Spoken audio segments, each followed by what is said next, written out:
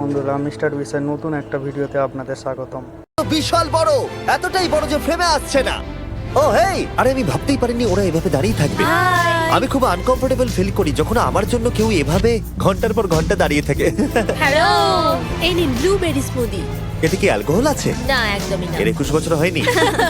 এবার আমরা আপনাদেরকে এই রয়্যাল আইল্যান্ডটা ঘুরিয়ে দেখাবো। দেখা যাক $45 মিলিয়ন আমাদের কি দেয়।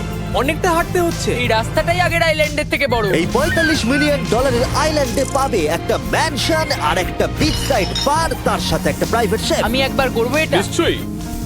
বাহ, বেশ ভালো করলাম না? ম্যানশনের বাইরে একটা হট টাব আছে যেখান থেকে একটা সুন্দর ভিউ পাওয়া যায়, যেখানে জেট স্কি চলে। তার সাথে একটা পুল যার ভিউটাও হলো অসাধারণ। সামনে থেকে যতটা সুন্দর লাগছে ক্যামেরাতেও কি তাই লাগছে। আর যদি কোনো কারণে ম্যানশনে না থাকতে চাও তাহলে তুমি 5টা বিচ সাইড ক্যামেরাস বেছে নিতে পারো।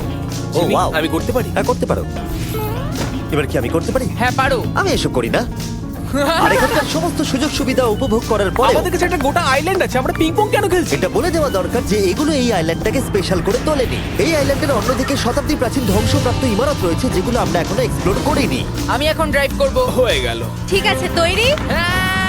আমরা একটু অফরোডিং করে আর ঘুরে আবার এখানে ফিরে আসবো। কাল সবসময় গাড়ি চালাতে কেন কারণ চায়? আমি দারুণ আরে চালাই। গল্প আছে।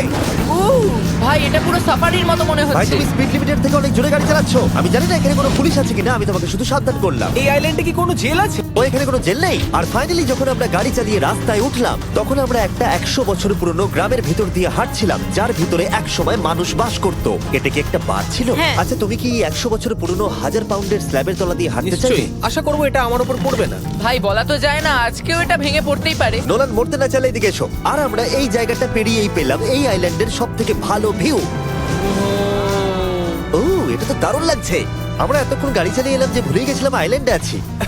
আইল্যান্ডটা ওখানে শুরু হয়েছে, তারপর এতটা অংশ ঘুরে এসে শুধুমাত্র ওখান অব্দি নয়, তারপরে অতটা অব্দি আইল্যান্ডটা গেছে। সত্যি বলতে 45 মিলিয়ন আমি খরচা করতে চাই না একটা জঙ্গল আর ধ্বংসস্তূপের জন্য, কিন্তু কিছু ধনী মানুষ করতেই পারে। এর পরের আইল্যান্ডটা হলো দ্বিতীয় সব থেকে এক্সপেন্সিভ আইল্যান্ড, যেটা টাকা দিয়ে কেনা যায়। এটা হলো $150 মিলিয়ন একটা আইল্যান্ড যেখানে আছে 8টা লাক্সারিয়াস মেগা ম্যানশন। আর সব থেকে ভালো বিষয় হলো এর পুরোটাই সৌরশক্তি এবং বায়ু শক্তি দ্বারা পরিচালিত। আর এখানে অনেক প্রজাতির পশু পাখি আছে যাদেরকে আমি প্রথমবার দেখলাম। আর এটা বানাতে 4টে যুগ কেটে গেছে।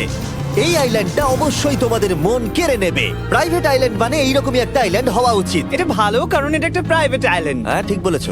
প্রথমেই এখানে যেটা করতে হবে তা হলো তোমার হাত পরিষ্কার, কারণ বাইরের জগতের জীবাণু যাতে তুমি এখানে ছড়াতে না পারো। আমি এমনিতে অনেকবার হাত মুছি। এখানে যারা আসে সবাইকেই নারকেল দেওয়া হয়। হ্যাঁ, মানে এদের তো কখনো শেষই হবে না। হ্যাঁ, ঠিক বলেছো। আমি জানি না কেন, হয়তো এই জায়গাটা খুব ফ্যান্সি বলে, অথবা এরা হয়তো কার্লের গাড়ি চালানো সম্পর্কে শুনেছে, তাই আমাদের প্রত্যেককে একজন করে পার্সোনাল ড্রাইভার দেওয়া হলো। আমার মনে হচ্ছে এটা আমার লাইফ টাইম এক্সপিরিয়েন্স হতে চলেছে। যদি তুমি আবার না আসো এটা তো। আমার প্রাইস রেঞ্জের বাইরে।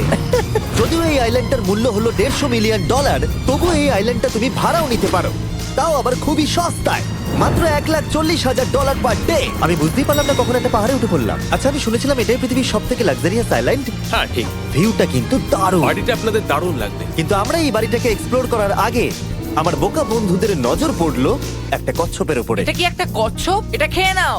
এই তো।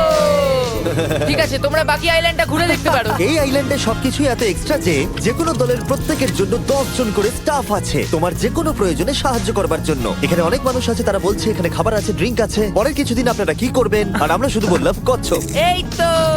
আর আমার সব বন্ধুদের মধ্যে নোলান এই ব্যাপারটার সুযোগ নিল। খুব ভালো। তোমরা সবাই এখানে কি করছো? আমরা পুল খেলছি। সঙ্গে 10 জনকে নিয়ে? এরা চিয়ার করছে। দেখো, তোমাদের ওর সাথে ঘোরার কোনো কেন প্রয়োজন নেই। করছো? আমি কষ্ট পাবো যদি তোমরা বিশ্রাম না নাও। ঠিক যদি আছে। তোমার অ্যাটেনশন দরকার হয় ওদেরকে ওখানে দাঁড় করিয়ে রেখো না। 1 ঘন্টায় কেটেছে, কিন্তু আমি বলতে বাধ্য হচ্ছি এটাই সব থেকে সেরা আইল্যান্ড। দারুণ ব্যাপার হলো এখানে একটা বাড়ি আছে যার ছাদ অবধি গাড়ি চালিয়ে যাওয়া যায়, আর যেখান থেকে তুমি গল্ফ বল সমুদ্রে মারতে পারবে, কারণ এগুলো ফিশ ফুড দিয়ে তৈরি। ও, তোমাকে এটা আরো দূরে মারতে হবে যাতে কেউ আঘাত না পায়। ওখানে কত ফ্লেমিঙ্গোস! এখানে এত আছে যে আমি গুনতেও পারছি না। আরে আকাশেও ফ্লেমিঙ্গো! এটা সব জায়গায় দেখতে পাচ্ছি। ওরা আমাদের ভালোবাসবে না যদি আমরা ওদেরকে খেতে না দিই।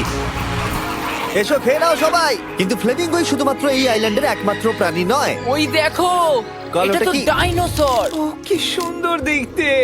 এবং বিশ্বাস করা খুবই কঠিন যে এই টার্টেলগুলো প্রায় 200 বছর ধরে বেঁচে আছে। মিস্টার টার্টেল, আমার নাম হলো জিমি। যদি আমার সন্তানের সন্তানের সন্তান এখানে আসে, ওদেরকে বলবে আমি খুব ভালো ছেলে ছিলাম। তারপর আমাদের এই আইল্যান্ডে থাকা অনেক লিমার্সদের সাথে দেখা হলো। এগুলো খেয়ে নাও। জিমি, তুমি কি দেখেছো তোমার মাথায় দুটো লিমার হ্যাঁ, বসে আমি আছে? জানি, তাই আমি নড়ছি না। আমি কিছু এদেরকে খাবার দিয়ে সরাও। দিই এখানে। আরে দিও না। আর যদি তোমরা ভাবো এই পশু পাখিরা কোথা থেকে এসেছে, তাহলে বলে দিই এদের মধ্যে বেশিরভাগ প্রজাতি লুপ্তপ্রায়। এরা এখানে আছে এই আইল্যান্ডের ওনারের জন্য, রিচার্ড ব্র্যানসন, যিনি এদেরকে লুপ্ত হয়ে যাওয়ার হাত থেকে বাঁচাচ্ছেন। কিন্তু এখানকার সব থেকে লুপ্তপ্রায় প্রাণী হলো মারমেড, যারা তোমাকে সুশি সার্ভ করবে। মারমেড আর সুশি।